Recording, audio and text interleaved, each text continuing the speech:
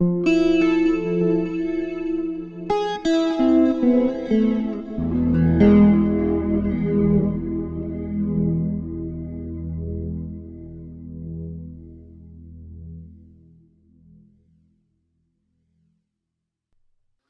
back to My Dialysis Life.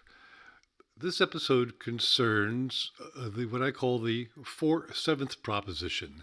That is, how you look at the 4 days that you have off of dialysis when the other days are devoted to in-center hemodialysis.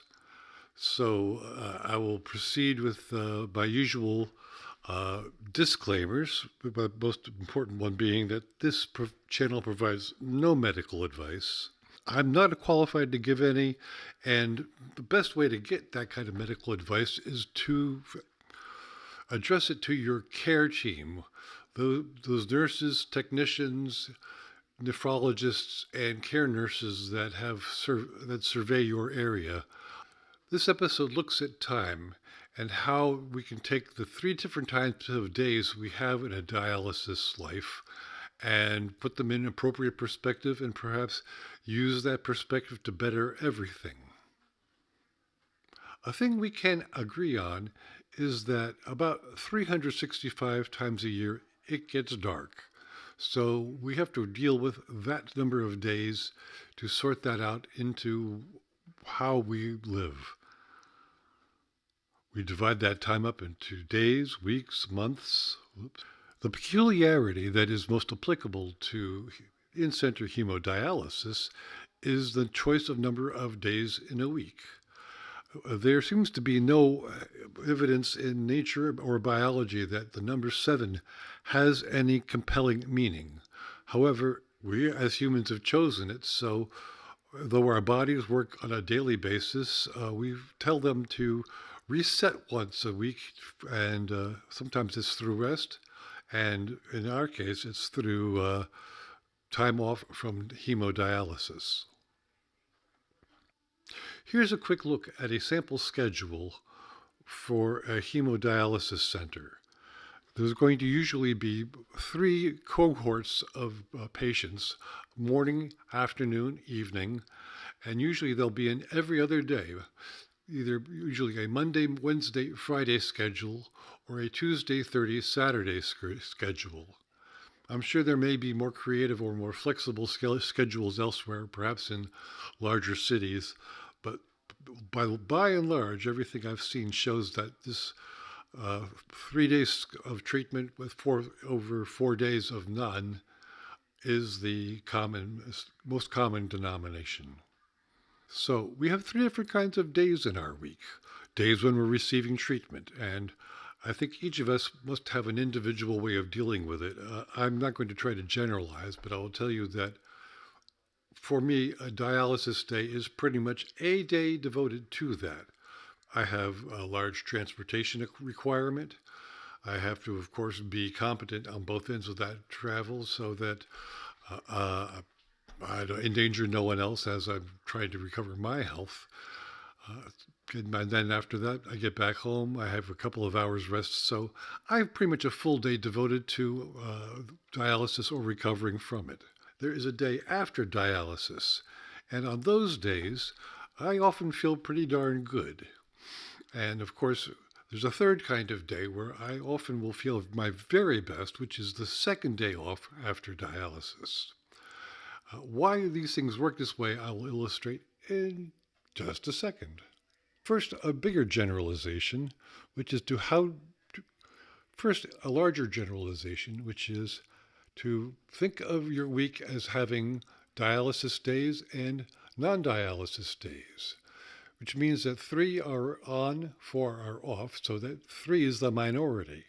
And if you do the math together a little bit, you'll find out that you have about 57% of your life back at the normal rate and 43% at the dialysis rate. And fortunately, you get to alternate them. So 3 days dialysis, 4 days normal activities. And as Elder Grom says, 4 good days and 3 so-so days beats 7 half-ass days. And those 7 half-ass days can run on to weeks and weeks and weeks. So much better to have both the commitment and the relief you get from dialysis. End of that ad. Here's what drives my perspective on that second day off, which is I have the ability to pee.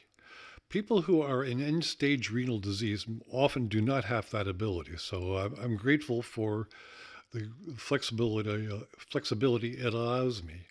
I know that there are others also who retain this, so I'm sure there will be a few people who can reflect upon this.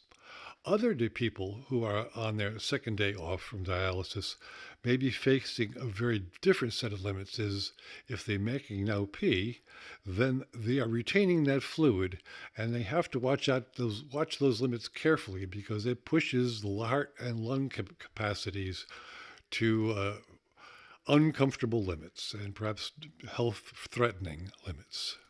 Here's what my week looks like when I put this in the three type of day perspective. A day on, a day off, a day on dialysis, another day off. And usually I'll use that day to organize and do the logistics for my upcoming good days. Then another dialysis day. And then comes the second day in between, the day before my last day of the dialysis week, where I look after all the requirements and logistics I needed to have a couple of successful days off.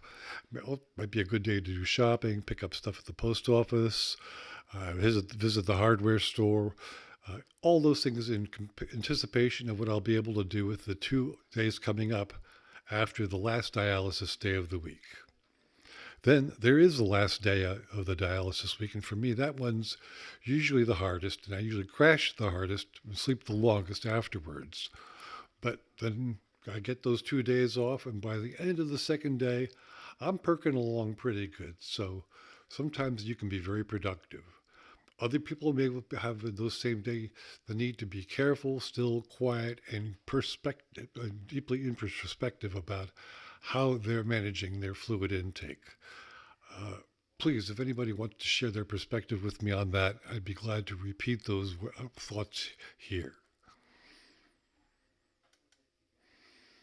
So there's a possible urban legend that goes along with all of this, which is what's called the killer gap, which appears to be that period of hours just before you resume or start a new dialysis week.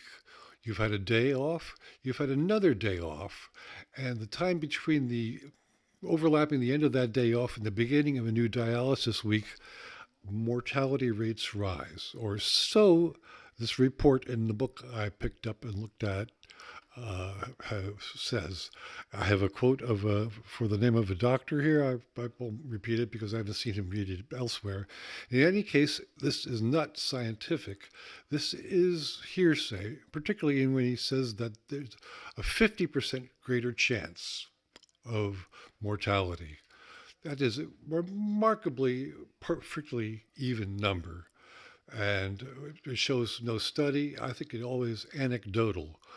Unfortunately, anecdotal stuff, such as emergency room visits and the full moon, also seem to have some believed correlation for the believed correlation for the participants.